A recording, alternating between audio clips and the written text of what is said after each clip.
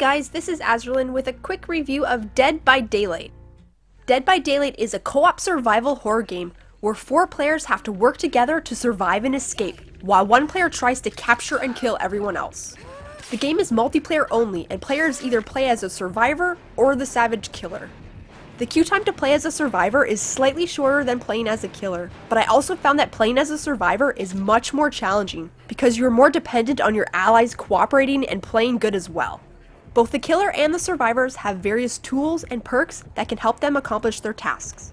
After every match, you earn blood points to unlock more items as you progress. The perks are great to unlock, but the rest of the items are consumable, so they aren't quite as satisfying to unlock.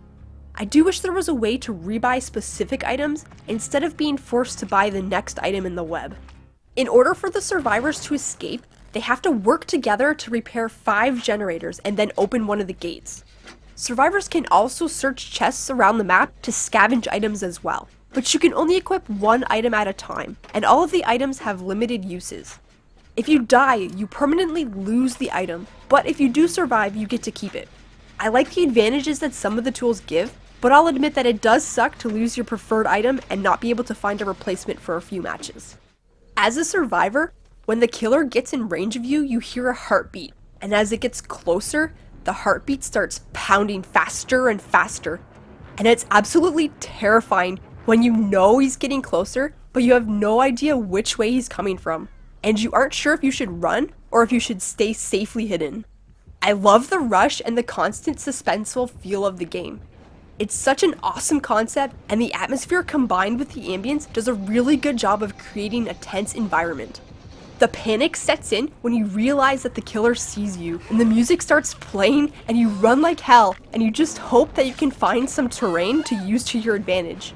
And when you do get hit by the killer twice, you get knocked down, and the killer can pick you up and carry you and throw you up on a meat hook. You just sit there hoping that your team is gonna come and save you.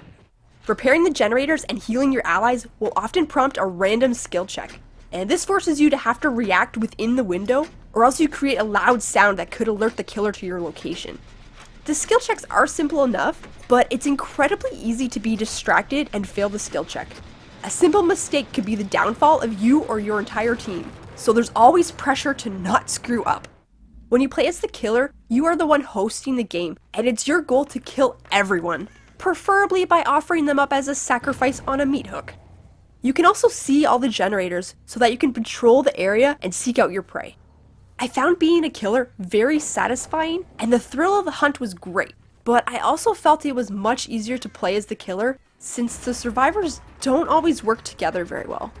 The music is done well, and you can also hear the cries and screams of the survivors, as well as other audio cues that help you locate your victims.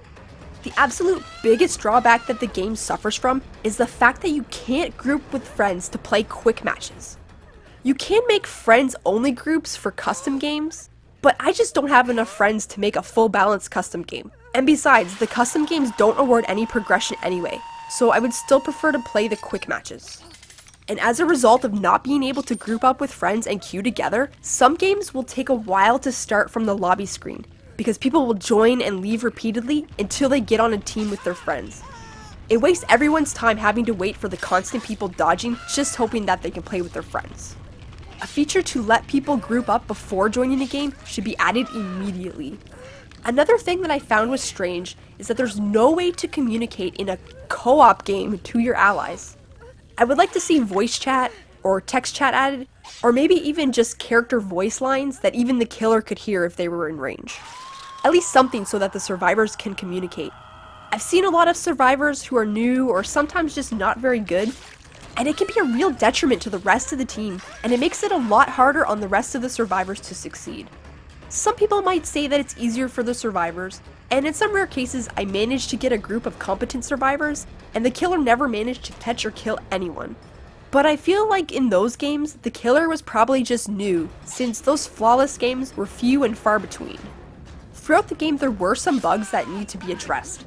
There were some minor texture bugs, and a couple of weird graphical glitches, where the survivor looked like they were flopping around through the air, and then some of the bodies on the hooks didn't look like they were hooked correctly. But I expect that these issues should be fixed shortly after release. There was also this one time where I was unable to heal another player, and one time that I wasn't able to pull a player off of the meat hook because the prompt to do so never came up. Another issue that some players might have is with the lack of keyboard control customization. It forces you to use the default controls, but most people will probably be perfectly fine with it. Right now the game has 12 maps that take place in 3 different areas, but they are procedurally generated, so you can't memorize the layouts. I had expected the game to get repetitive, but after 9 hours of playing, I was surprised that it still felt fresh and new each game. Every game felt a bit different, but admittedly some games were more enjoyable than others, depending on how good the other players were. I have really enjoyed the game so far, but it does have some issues that make it not quite as enjoyable as it could be. Nonetheless, I still found the game addicting, and often found myself saying just one more game. It's been a fun game so far, but I expected it would be a lot more fun playing with friends. It's a great concept and it has a lot of potential, but it would certainly benefit from some small changes here and there. I hope this review has helped you. If you enjoyed it, please like, subscribe, and post your feedback in the comments below. Thanks everyone, and have a wonderful day.